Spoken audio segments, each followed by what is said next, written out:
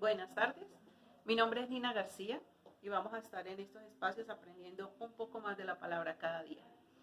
En esta tarde vamos a tomar de nuestras Biblias el Salmo capítulo 23. Vamos a abrir la Biblia en Salmos capítulo 23 y voy a permitirme, cada vez que tengamos un estudio, vamos a analizar todo el Salmo versículo por versículo. De tal manera que hoy vamos a hablar del versículo 1 que dice: Jehová es mi pastor, nada me faltará. Una vez más, tenemos que ubicar quién escribió el texto. Ese texto fue escrito por David.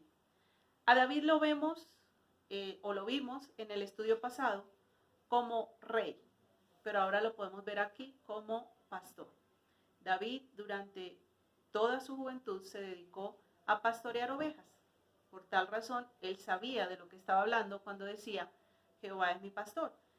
Él sabía lo que él tenía que hacer como pastor cuando estaba con sus ovejas: cuidarlas, llevarla por buenos pastos, llevarla para que ellas tomaran agua limpia, enfrentarse a las bestias cuando venían a atacarlas, al lobo, y enfrentarse con ellas para guardar y cuidar sus ovejas. Algo importante que vemos acá son dos cosas. ¿Quién es el buen pastor? El que cuida de las ovejas, el Señor Jesús. Juan capítulo 10, versículo 7, así lo expresa. El Señor Jesús es el buen pastor, el que cuida sus ovejas, el que da su vida por sus ovejas. Él dio su vida por todos aquellos que son sus hijos en la cruz del Calvario. Pero también tenemos que mirar la segunda situación que encontramos aquí en este versículo, y es que David ahora, él habla como si él fuera la oveja, porque dice: Jehová es mi pastor. O sea, él toma ahora la posición de oveja. También es interesante que sepamos cómo son las ovejas. ¿Por qué Dios nos compara con las ovejas? Bueno, porque las ovejitas es el único animal, si ustedes lo han notado, que necesita un pastor. Nosotros no vemos que los gatos, que los perros, que los elefantes, ellos no necesitan de pastor. Solamente las ovejas, porque son un animalito muy vulnerable. Son un animalito que no saben reconocer el peligro. Ellas, cuando se salen del camino, cuando van con toda la manada y se salen del camino, ellas se pueden extraviar con mucha facilidad. Se pueden ir por un barranco y mueren. Pueden comer hierba pensando que es comida y pueden morir envenenadas. Igual con el agua. No saben si el agua está contaminada, no saben si el agua es pura. Entonces, por eso es tan importante que las ovejas tengan todo el tiempo un pastor que las esté guiando. Ellas escuchan su voz y le siguen, hacen lo que él dice. Hay otro dato curioso de las ovejas. Digamos que aquí tenemos un gran pasto y hay varios pastores y cada uno tiene su rebaño. Aunque usted no lo crea, las ovejas de este rebaño solo obedecen la voz de ese pastor. Si el pastor de otro rebaño viene y les habla y les dice, ellas es como si no escucharan esa voz, como si no existiera. Ellas solamente obedecen a la voz de su pastor. Pero también pasa otra cosa con ellas. Dato curioso que les voy a enseñar también. Yo creo que ustedes han visto una imagen en donde quieren personificar al Señor Jesús con una oveja en sus hombros. Bueno, cuando un pastor tiene una ovejita que es rebelde, que es desobediente, que no se sujeta, que no va por el camino donde debe andar, el pastor debe quebrarle las paticas. Usted dirá: ay, pero eso es algo terrible. No, él le quiebra las patas y durante todo el tiempo, mientras ella se recupere, que pueden ser 2, 3 meses tal vez, él se la coloca aquí alrededor de sus hombros. ¿Para qué? Para que la ovejita todo el tiempo esté escuchando la voz de él, cuando él habla, cuando él manda, cuando él dice. De tal manera que cuando esa ovejita se recupera, porque esa es la misión del pastor, no es quebrarle las piernitas y dejarla a su suerte. Cuando esa ovejita se recupera, ella más nunca se vuelve a separar de su pastor.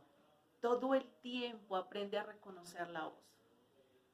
La palabra también dice, mis ovejas oyen mi voz y me siguen. Entonces, esa ovejita es de la que de ahí en adelante, después de esa fractura que tiene, no vuelve a salirse del rebaño, no vuelve a andar por otras sendas, sino que siempre anda ahí, al lado del pastor. Y aparte de eso, como ella estuvo 2, 3 meses en el cuello de él, ella genera una unión muy fuerte con su pastor, con el que la está guiando. Entonces, miremos la importancia de por qué David ahora se compara a una ovejita y le dice, Señor, tú eres mi pastor. Necesito oír tu voz todos los días. Necesito que me guíes cada día por el camino correcto. Necesito amarte para poder ser obediente. Pero luego tenemos la otra parte, cuando dice, nada me faltará. Este versículo ha sido mal interpretado. Cuando la palabra del Señor aquí dice que es nuestro pastor y que nada me faltará, no se está refiriendo a que te va a dar todo lo material. Desafortunadamente nosotros, cuando pensamos en Dios, pensamos en que nos dé salud, pensamos en que nos dé cosas materiales. Tristemente, ¿en qué momento buscamos de Dios? Cuando estamos atravesando una dificultad emocional o una dificultad económica. Son como los tiempos en que nos aferramos a la palabra y recitamos el versículo y decimos, Jehová es mi pastor, nada me faltará. Pero qué equivocados estamos. Cuando David dice, nada me faltará, él está hablando en tiempo presente y en tiempo futuro. Nada me faltará a futuro. Es decir, Dios no va a permitir que nada me falte hoy espiritualmente y que nada me falte mañana espiritualmente. Entonces, ¿qué es lo que nosotros tenemos que pedir espiritualmente delante de Dios? ¿Pide usted a Dios sabiduría? ¿Pide a usted a Dios que le ponga en su corazón el deseo de leer las Escrituras, de entenderlas? ¿Pide usted a Dios que le ayude a perdonar en su corazón a esa persona que le hizo tanto daño? ¿O al contrario, cada día usted añade el rencor a eso que usted está viviendo? ¿Pide usted a Dios que le enseñe a orar? ¿Pide usted a Dios que usted pueda ser de ejemplo para sus hijos, para que ellos, cuando lo recuerden, puedan decir, mi mamá y mi papá siempre me enseñaron el buen camino, siempre me hablaban de Dios, siempre me decían lo que era correcto delante de los ojos de Dios? A Dios muchas veces lo usamos. Estamos en un momento de crisis, echamos mano de Él. Señor, ayúdame. Señor, quedé sin trabajo. Señor, mi esposa o mi esposo me dejó. Estoy angustiado. No es eso a lo que este salmo se refiere. Vemos a David en completa paz, en completa tranquilidad, diciendo, Jehová es mi pastor, nada me faltará. Es decir, Él me guía, Él es mi Dios, Él es mi Señor, y espiritualmente va a satisfacer, va a llenar en mí todo aquello que realmente es lo único que llena al ser humano. Mire, usted puede hoy comprar unos zapatos, una chaqueta y la emoción del momento las estrena, pero eso pasa.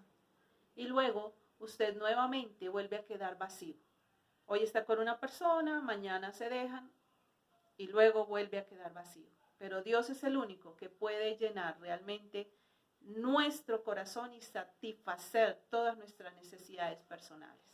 Entonces, Salmo 23, versículo 1. La próxima vamos a leer y vamos a estudiar Salmo 23, versículo 2. Vamos a orar. Señor, en esta tarde rogamos a ti, por favor, nos ayudes a entender la profundidad que tiene al decirte que tú eres nuestro pastor. Ayúdanos, Señor, a solamente escuchar la voz tuya. La encontramos en las Sagradas Escrituras. No permitas que haya en nosotros confusión, ni que otras personas quieran alterar tu palabra que es pura, santa y verdadera. Ayúdanos a esperar siempre en ti y a rogarte que estés tú en todo lo que nosotros emprendamos, en cada una de las cosas que nosotros anhelemos hacer. Te lo pido en nombre de nuestro Señor Jesús, con acción de gracias. Amén y amén. Nos vemos nuevamente. Que estén muy bien.